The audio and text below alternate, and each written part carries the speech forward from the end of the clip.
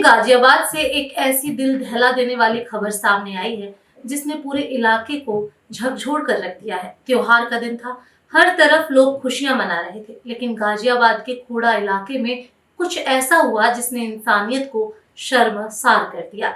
यहाँ एक 17 साल के मासूम सूर्या चौहान की बड़ी ही बेरहमी से चाकुओं से गोद कर हत्या कर दी गई।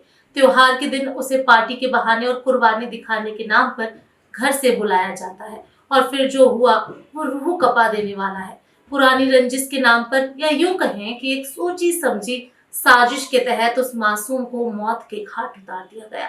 इस वारदात के बाद से पूरे खोड़ा इलाके में भारी सांप्रदायिक तनाव है। लोगों में जबरदस्त गुस्सा है और पीड़ित माँ का रो रो कर बुरा हाल है, जिनकी एक ही मांग है कि उनके बेटे के कातिलों को सीधा एनकाउंटर किया जाए। यह पूरी खौफनाक वारदात 28 मई की दोपहर करीब 3:30 बजे खोड़ा थाना क्षेत्र के शर्मा डेरी वाली गली में शुरू होती है। 17 साल का सूर्या चौहान अपने दोस्त आयुष के साथ घूम रहा था। तभी सूर्या के फोन पर एक कॉल आती है।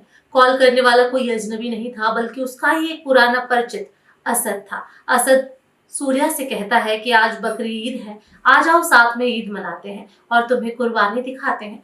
सूर्या और उसका दोस्त आयुष असद की इस खौफनाक चाल को समझ नहीं पाए। आयुष ने बाद में बताया कि उन्होंने असद से कहा था कि भाई हम तो मीट नहीं खाते, लेकिन असद उन्हें बहला फुसलाकर चौधरी स्कूल के पास वाली गली में ले गया।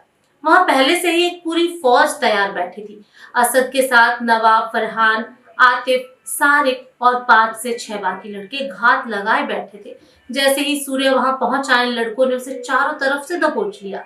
इसके बाद आरोपियों ने जो शब्द कहे वो किसी भी संवेदनशील इंसान का कलेजा चीर देंगे। हमला करने से ठीक पहले आरोपियों ने सूर्या से पूछा कि क्या तुमने कभी किसी बकरे को हलाल होते देखा है?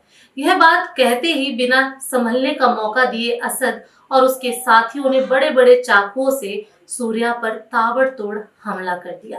पेट में और सीने पर चाकू से इतने वार किए गए कि सूर्या खून से लथपथ होकर वहीं गिर पड़ा। उसका दोस्त आयुष अपनी जान बचाकर भागा और जब कुछ देर बाद भीड़ जुटने पर वापस आया तो सूर्या तड़प रहा था।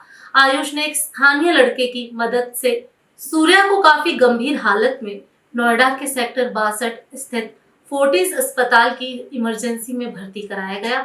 उसकी हालत इतनी नाजुक थी कि डॉक्टरों की तमाम कोशिशों के बावजूद उसे बचाया नहीं जा सका और इलाज के दौरान उसने दम तोड़ दिया। जैसे ही सूर्या की मौत की खबर आई, अस्पताल के बाहर कोहराम मच गया।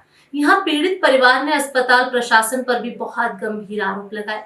परिजनों का कहना है कि सूर्या की मौत के बाद अस्पताल ने स्थिति साफ नहीं की और शव सौंपने के बदले पैसे की मांग की गई, जिसे लेकर अस्पताल परिसर में भी काफी हंगामा हुआ और पुलिस को दखल देना पड़ा। शुरुआत में पुलिस ने इस मामले में हत्या की कोशिश का केस दर्ज किया था, लेकिन सूर्या की मौत के बाद अब इसमें हत्या की संगीन धाराएं जोड़ दी गई हैं। इस घटना के बाद सूर्या के घर में मातम पसरा हुआ है। सूर्या की मां सरोज घर चलाने के लिए रोजाना ड्यूटी पर जाती थी और उस दिन भी वह काम पर गई हुई थी। सूर्या की मकान मालिक सोनी ने बताया कि सूर्या दोपहर में उनके घर पर चाबी रखकर गया था कि माँ आएगी तो दे देना, लेकिन शाम को खबर आई कि सूर्या को किसी ने चाकुओं से कूट दिया।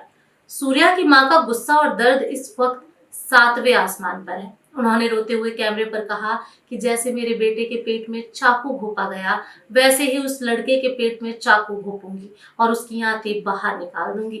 असद ने फोन करके बुलाया था। हमें क्या पता था कि वो बकरी ईद के दिन मेरे बेटे को चाकू भोंक देगा, इसलिए उसका सीधा एनकाउंटर होना चाहिए और एनकाउंटर हुआ भी है, क्योंकि मामला 2 अलग अलग समुदाय से जुड़ा था और जिस तरह से हलाल करने वाली बात कहकर इस वारदात को अंजाम दिया गया, उसने पूरे खोड़ा इलाके में भारी सांप्रदायिक तनाव पैदा कर दिया। जैसे ये खबर फैली, हिंदू संगठनों की कार्यकर्ता और खोड़ा नगर पालिका की पूर्व अध्यक्ष रीना भाटी मौके पर पहुंची। इलाके के लोगों में भारी आक्रोश है और बाजार बंद जैसी स्थिति बन गई। हिंदू संगठनों ने साफ कर दिया कि उन्हें सिर्फ गिरफ्तारी नहीं चाहिए, बल्कि असद, नवाब, फरहान, आतिफ और सरीक जैसे सभी नामजद आरोपियों को तुरंत पकड़ा जाए और उनके घरों पर प्रशासन का बुलडोजर चलाया जाए। माहौल को बिगड़ता देख खोड़ा के शर्मा डेरी वाली गली और नवनीत बिहार इलाके में भारी पुलिस बल तैनात कर दिया गया। और चप्पे चप्पे पर पुलिस की नजर है। इस पूरे मामले पर इंदिरापुरम के एसीपी अभिषेक श्रीवास्तव का कहना है कि घटना की जानकारी मिलते ही पुलिस एक्टिव हो गई थी।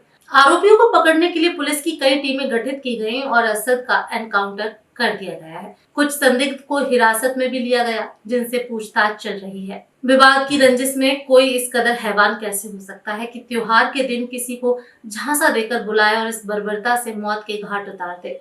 पीड़ित परिवार को इंसाफ कब मिलेगा और क्या आरोपियों के खिलाफ कोई ऐसी कार्रवाई होगी जो नसीर बनेगी, इस पर नजर लगातार बनी रहेगी।